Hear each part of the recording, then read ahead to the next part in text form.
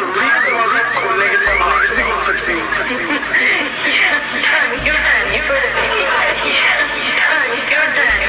السلام علیکم دوستو، جیسا کہ آپ جانتے ہیں کہ سندل خٹک حریم شاہ کی کافی قریبی دوست تھی اور حریم شاہ جہاں بھی جاتی تھی سندل اس کے ساتھ ہوتی تھی. اب ان دونوں کی دوستی دشمنی میں بدل چکی ہے.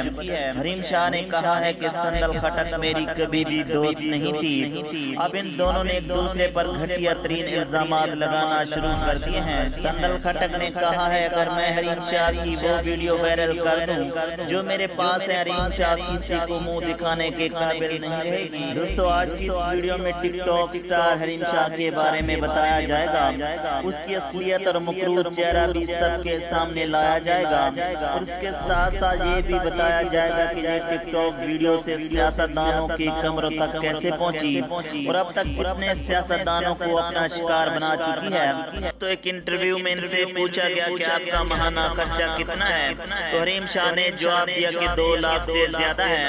اس کے بعد ان سے پوچھا گیا کہ کہاں سے آتا ہے اتنا پیسہ، تو حریم شاہ کا کہنا تھا کہ جب رات کو سوتے ہیں اور صبح اٹھتے ہیں تو بیڈ پر 5 یا 10 لاکھ پڑے ہوتے ہیں. جب ان سے پوچھا گیا کہ آپ لوگوں کے جہاز پر بیٹھتی ہیں، جہاز سے مراد آپ سمجھ تو گئے ہوں گے، کبھی آپ جنگی جہاز پر بیٹھی ہیں؟ تو حریم شاہ نے کہا کہ جنگی جہاز پر تو نہیں بیٹھی لیکن پانی والے جہاز پر بیٹھی ہوں. حریم شاہ سے مزید پوچھا گیا کہ ایک سرکاری دفتر کے دروازے کو آپ نے ٹانگیں اٹھا کر کیوں کھولا، یعنی آپ دروازہ ہاتھ سے بھی کھول سکتی تھی تو ٹانگیں اٹھا کر کیوں کھولا؟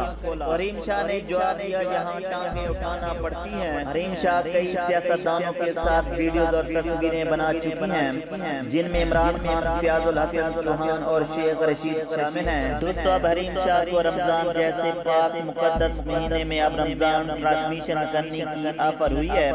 اب یہ لڑکی اس پاک مقدس مہینے میں ہمیں دینی تعلیم سے آراستہ کریں گی. افسوس ہے کہ انسان دولت کے چکر میں پیسوں کی لالچ میں کیا کچھ کرتا جا رہا ہے. ہم اللہ رب العزت سے دعا کرتے ہیں کہ ہمیں اور آپ کو ان برائیوں سے محفوظ رکھیں، ایک سچا اور ایماندار مسلمان ہونے کی توفیق عطا فرمائے.